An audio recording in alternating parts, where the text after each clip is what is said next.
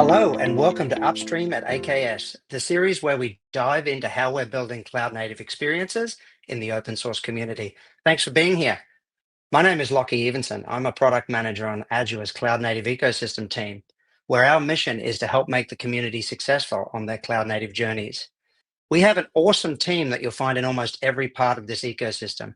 And today I'm happy to introduce my colleague, Mo Khan, who is a member of our Upstream team. Welcome, Mo. It's great to have you here. Please Great. tell us a little bit about what you do at Microsoft and in the cloud native ecosystem. Hey, thanks, Lachie. So yeah, I'm one of the tech leads for Azure Container Upstream Auth team. So if I think in the last meeting, Jack described to you what a SIG is, but I'll give you a good sense of it again.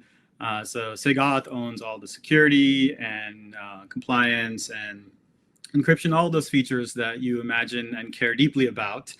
Those all come from SIG Auth in one way or another. And you can kind of think of my team as the downstream mirror of that upstream artifact, right? So obviously, we handle both the upstream changes that we need in our downstream products, as well as all the community things that come through. It's a big project with a lot of collaboration across a bunch of different companies. Yeah, I've been working on Kubernetes for over 9 years now.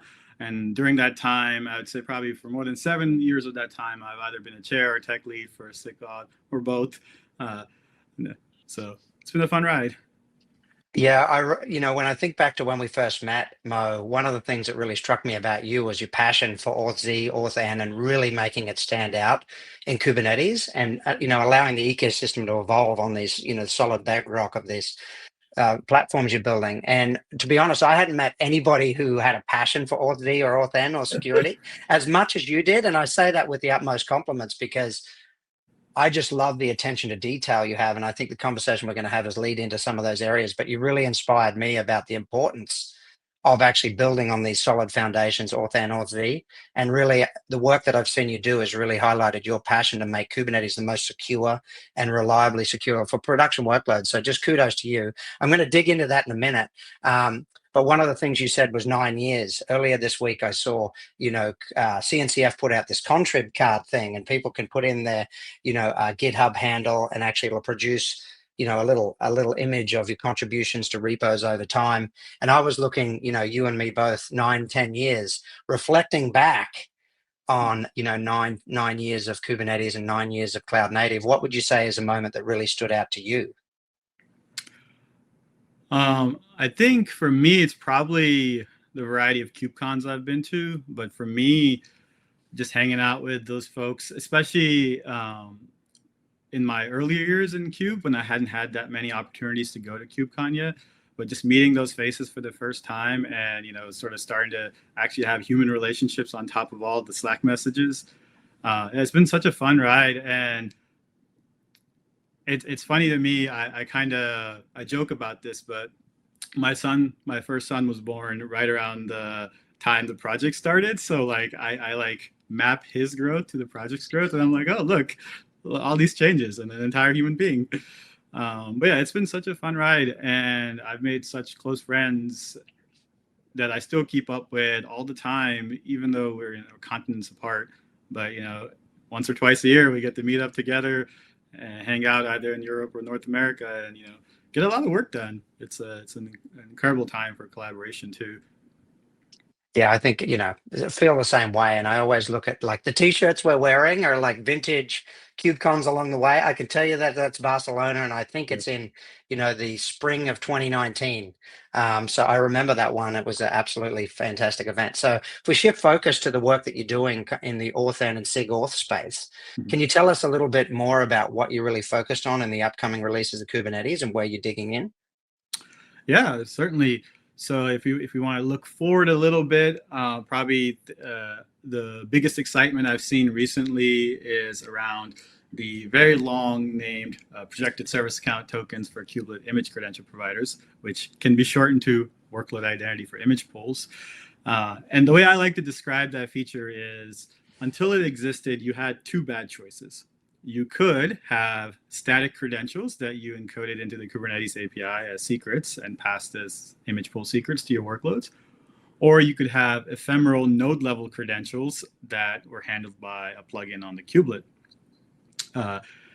With this kept in place, what you can have the best of both worlds, which is you can have workload specific ephemeral credentials that you don't have to manage, right? So we're looking forward to it, and I can already tell that it's going to work out really well because I've seen multiple unrelated people in the community just show up and be like, hey, I started integrating this into my thing because it's so cool, and yay.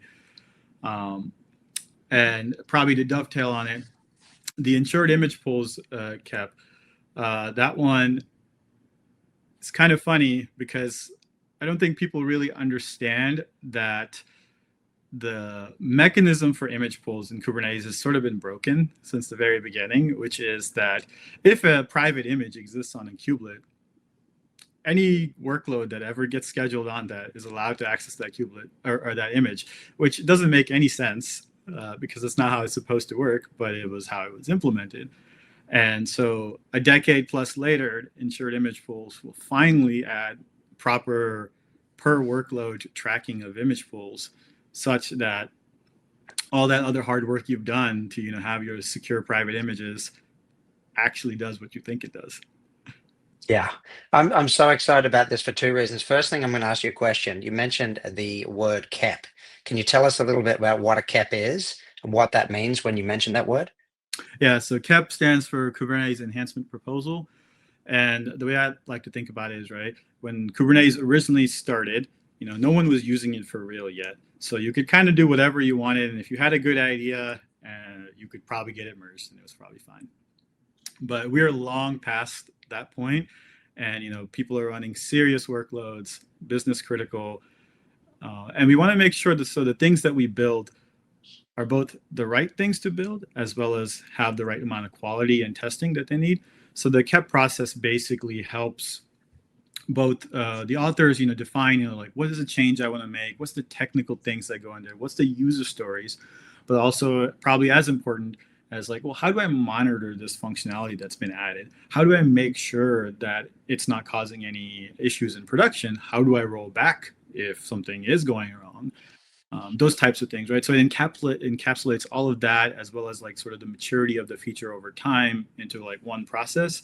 It is kind of heavy, but if you look at the trend over time as we have matured that process, the amount of breaking changes that have accidentally slipped through has dramatically gone down over the years. So I think we're getting our money's worth on that investment. Yeah, thank you. Thanks for explaining that process. And I know as being part of that process, I think it's got more efficient and kind of the expectations for the KEP, person that makes or people that make the proposal, the quality of those incoming KEPs has gotten a lot greater. And as you said, a lot of people are depending on Kubernetes to run their production workload. So you want that kind of rigor around making changes or introducing new features to the platform. Two things. So actually, the first thing that you said about the introduction of projected service accounts and ensured images, image pools, I think it's really interesting because you made a comment. You had two bad choices, and I know when I came to Kubernetes, having APIs to do these things, create secrets and manage them over time. I thought that was a groundbreaking step forward. But one of the things I really admire about you is you look at these things and say they're two bad choices and I can offer an alternative. I was never in the space and the security mindset where I could say, well, these are two bad things, but I can offer up another solution. How do you think about like making Kubernetes better and more secure? I just really admire that from you, that you can look at these two broken things and say, here's what we actually should be doing. And as you said, people are coming out of the woodwork. I'd be coming out of the woodwork. This looks like the right solution, but why has it taken us so long to get there? And how do you look at these kind of problems and actually go, here is the way we should do it that's actually properly secure and a great way going forward? Yeah, so if we think back, a lot of the building blocks necessary for this feature simply didn't exist in the early time of Kubernetes, Yeah. right? We didn't have like proper like audience scoping of our service account tokens. In the original days, those tokens basically had no expiration and they lacked sort of enough metadata within the token payload to make any kind of meaningful decisions. At the same time, the cloud providers and just other environments have gotten much more used to consuming those types of tokens as like an input credential material, right? So as the ecosystem around us has matured, it sort of gave us a path through. But yeah, I've been thinking about this specific problem for years, and it only, I would say, in the last couple of years got to the point where all the other sort of requirements were in place, and it was just a matter of sort of funding the effort. And I think we came to a good place. I pushed really hard to make sure that the changes we made here, limited changes to like pod specs. Like, it's one of my sort of pet peeves that everyone wants to change the pod spec. And I think people forget that, those are, end user facing, and, the more stuff you put in there, the more people have to learn and understand. And if we can do something where the kubelet is basically managing the vast majority of the complexity for you, that means the operator, the environment gets the burden of that instead of every workload author. Right? So there's a lot of thought that went into those APIs as well. And you kind of mentioned earlier that like you were excited by having like a Kubernetes API for like secrets and stuff. That's another one of my pet peeves, which is that the Kubernetes API is like an absolute terrible place for keeping things secret. It's incredibly ergonomic for use, and it makes it very easy to consume secrets in your apps and just have them around. But it was never really meant for protection of secret material. And if you're familiar with the secret CSI driver, that's a long-standing project that SIG Auth has had. It was actually built by like Rita and Anish from Microsoft before it was a SIG Auth project, and they have actually, they donated it to SIG Auth, and it's been one of our official projects for a long time now. But that's a way of extending your Kubernetes cluster to support secrets that are stored in a remote key vault like Azure Key Vault or HashiCorp, whatever you prefer, without putting it into a Kubernetes secret. So at runtime, the volume is provisioned ephemerally to the workload, and you don't have to worry about most of the details there, right? You're basically just saying, hey, I want this secret from this vault, and somehow, some way we make it happen. And now there's not a Kubernetes secret sitting around that you can lose. It doesn't leave your app, right? So there's a lot of work that went into those types of things as well. Yeah, I think it's fascinating. You touched on something that I've always found fascinating is somehow you always tread the line of making security not so obscure that it's not going to be used. Somehow, as you said, you don't want to touch the pod spec. That's something, it's like you don't want to cross that boundary because that's something that's end user facing. And you've always had that much attention to detail that you've able to implement these changes that implement proper security or best practices that we have today in a way that doesn't make them so obscure to the user. And I think something like CSI Secret Store is a great example of that. It's not too much heavy lifting, but the theme also of Kubernetes had to mature to a point where it had all these other systems that could enable you to build a solution like that. So I think CSI Secret Store is a great one, and also the work that you're doing in the making sure that Kubelet's doing the right thing when it pulls these images. Are there any other areas that you're really excited about, or you feel like need an overhaul in Kubernetes? Maybe the exact opposite. I can say without a shadow of a doubt, encryption at rest in Kube is done. So if you're familiar with the term KMS at all, key management service, right? So in Kubernetes, for both security and compliance reasons, right, we needed the capability of encrypting etcd, the underlying data store, or whatever data store you're using, but it happens to be etcd for the vast majority of environments. And so the initial version of that worked, and it was fully secure. It was also catastrophically unperformant and caused all sorts of scalability issues. So, myself, Anish, and some others at Microsoft completely rewrote that entire feature end to end. It is incredibly complex now, but it no longer has any scale issues. And I can say it's very much done. And, it's seen really good adoption in all the providers. And, we have end-to-end testing showing that you can fully encrypt all of etcd and the performance impact is completely negligible and it's totally fine. So I'm really happy to say that that's done. I am a big fan of being able to say a feature is done. Probably the biggest space where we're seeing a lot of active energy and thought right now is authorization. So we've made a lot of improvements in the last few releases. In particular, authorization is now capable of handling field and label selection. So what that means is, if a controller does a list for all secrets on the cluster, if it doesn't need all of them, it could purposely filter the list down to some labeled set of secrets. And authorization is aware of that happening and can decide to allow or deny based on that decision. Right. So that allows you to follow principle of least privilege for those high privilege secret based controllers. Right. We also made it possible for you to have many authorization webhooks on your cluster.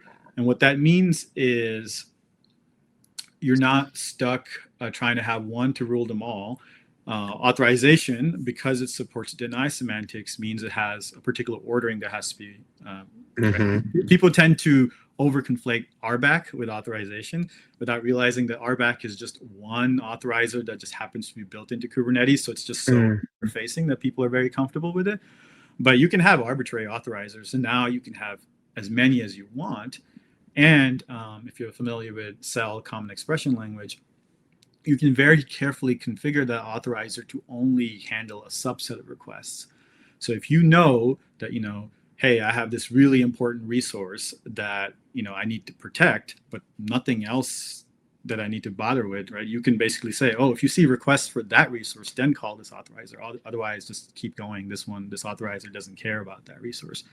So you can basically have fail closed guardrails around your environment, knowing that the only time they'll fail closed, like in an outage, is for things that they protect, right? So you're not going to catastrophically break your cluster just because you were trying to protect this one resource, but all the other requests not for that resource, aren't going to get filtered or anything like that.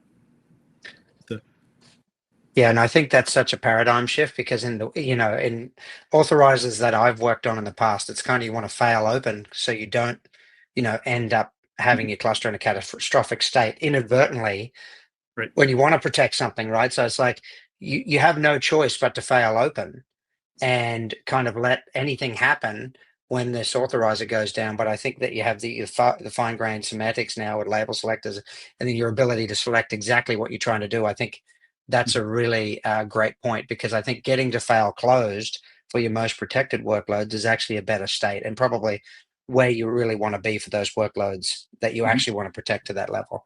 So you've given folks the opportunity to use it.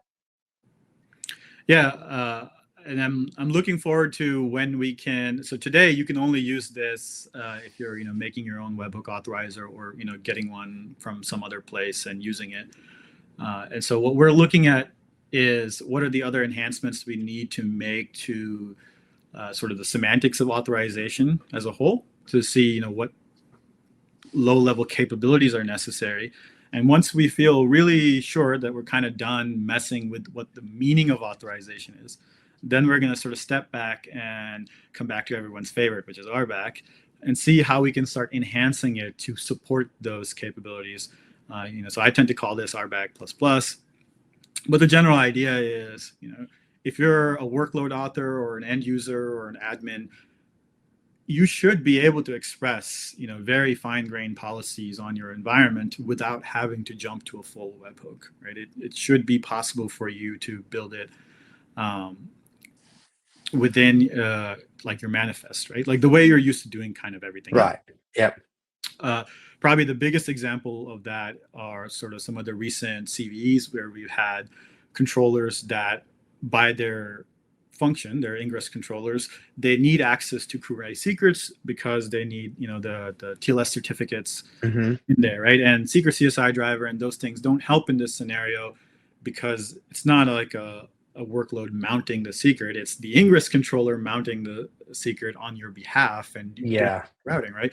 So what ends up happening today is those ingress controllers will full read on all secrets and all namespaces on your cluster because they don't have a way to express anything else that they can authorize via RBAC, right? So that's one of the many use cases that we want to make sure is well handled, such that you can continue to have these ingress controllers. They're very important, but they can actually be properly scoped. So that way, if there's a breakage in that controller or a compromise, right? These tend to be written in C or C++, right? These tend to be performance sensitive pieces of software that are sitting on your network edge. And so limiting the blast radius of a failure of those things is really important to us. And so today, you're kind of stuck. You don't have a good choice there. So people do the best they can.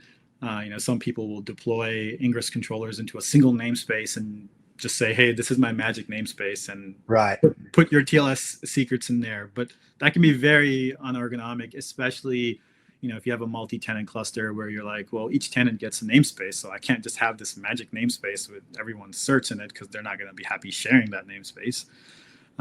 So I'm hoping that once we get all the background work done necessary to make authorization sort of ready, we can make the next iteration of RBAC really useful for basically the next decade of Kubernetes. It served us well for the first decade. I'm hoping the next iteration can handle the next decade as well. Certainly a lofty goal. I think the theme that I'm hearing is you love to question kind of look at the bad solutions that we already have and see if we can use Kubernetes to build something that actually meets the needs. So I think that's fascinating for you to be coming into that altitude. So when you mentioned this RBAC++, one of the things, if I was to speak on behalf of my, being more of a user of Kubernetes, one of the things I've always struggled with is with authorization is, where do I host these webhooks if I need to have a webhook? Because they seem, incredibly sensitive to latency. If I'm waiting on requests to actually come back from Kubernetes API, and they're waiting on this, authorization decision to be made, I'm always like, where do I host that? Is it better for me? Is it better for that to be in the API server and part of the code that's deployed there? Or via the webhooks, do I run them on the same cluster that they're actually servicing? Do you have any opinions on that? Because I feel like that's always a really big challenge, especially when you want more complex authorization workflows that need to query external systems. Yeah, so it can be really hard to sort of decide. Like one of the examples I can kind of give you, which is not webhook, but it's very close, is we worked on expanding the authentication capabilities of Kubernetes in the last few releases, which is called the structured authentication config. Okay. And that one recently went GA, so it's mostly done, not completely, but I'd say like 90% of the way there. And one of the things that it addressed was having many configurations possible on the same cluster instead of just having one. Yeah. But that feature was always built in mind with the concept of self-hosting, which is that it was always expected that someone would want to host those OIDC compatible, JOT things on their cluster. So the API server very much tolerates those things being offline, basically indefinitely. It basically just needs enough of a conversation to bootstrap itself, and it's sort of fine. The reason that works so well is that the verification of tokens is internal to the API server. So after it loads your public keys into memory, it can carefully validate those things, and you don't really have this hard dependency on that external piece anymore. With authorization and policy, that's not the case for a webhook, generally speaking, because the data for that webhook may not live on that cluster at all, right? So it's a much tougher decision there. So I think it comes down to, do you need like an external data store that, for example, right? Like if your cloud provider is the one hosting the data set that's there, it's totally fine really to have that webhook sort of be external because its data store is external, right? But if your webhook just uses like CRDs as its policy mechanism, it's not going to work if the cluster doesn't work. So like it's going to be in that Doesn't matter. Yeah. But what you need to be careful with is to make sure that it doesn't somehow deadlock the bootstrap of that cluster. Okay. Yeah. Like a cyclic dependency. Yeah. The way I like to describe it to make sure people don't make the mistake is you should always be able to get your API server fully healthy with 0 nodes. Yeah. Right. And if you can do that from basically a cold start for a brand new cluster, as well as a cluster that's been running for a year or whatever, then you know you're fine. It's Yeah. it's the I think scary that's a place where good rubric. yeah, I've seen people get a cluster into a state where it's running, but if you turn off all the nodes, it can't come back. Yeah. Yeah. And that's a scary place to be, and that's not what you want for your production environments. Okay, Mo, we've taken a tour of SIG-Auth and everything that you've been working on, what you're excited about the future. I imagine that, like me, many folks that hear this for the first time, like, yeah, I want to make my cluster more secure, my workloads. How do they get connected in and understand what's coming down the pike and learn more about the stuff that you mentioned today? Yeah, so generally what I tell people to do is if you just search for Kubernetes SIG Auth, the first link you get back is always our community page on the community repo. That contains links to like our YouTube recordings, our agenda items for the SIG, for our biweekly meetings, all the various sub-projects and things the SIG owns, like all the various ways to contact us, whether it's the mailing list, Slack, all those details are there. So that's the best place generally to find everything. I always tell people, if you have something you want to build or questions, find us on Slack, find us on our meetings. Don't just start trying to make changes. You'd be surprised how many problems we have already solved. They might just not have the name that you think they have. So yeah, that's just generally the best place to reach out to us.